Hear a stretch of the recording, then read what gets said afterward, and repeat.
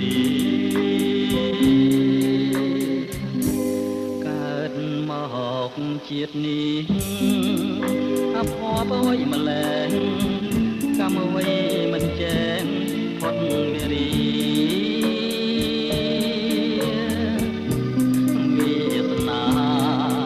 គំរុកនាំមកតែកម្មពីឲ្យខ្ញុំវេទនាម្លេះណា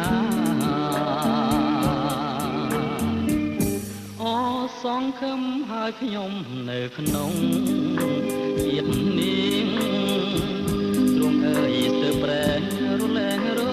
លួយខ្លោចផ្សាខំស្រឡាញ់គេមិនស្នេហាព្រះអើយថ្ងៃណាស្គាល់សងខឹម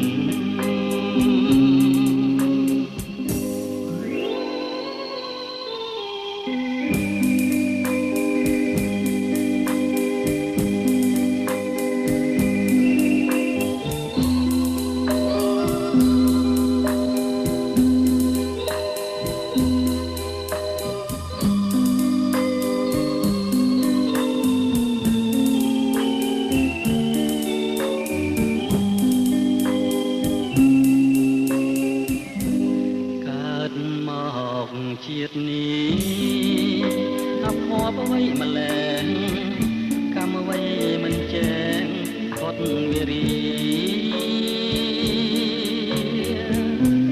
វាសនាគំរុកនាំមកតែកម្មពីឲ្យខ្ញុំវេទនាម្ល៉េះណាសងខឹមហើយខ្ញុំនៅក្នុងជាតិនេះទ្រង់អើយស្ទើរប្រែ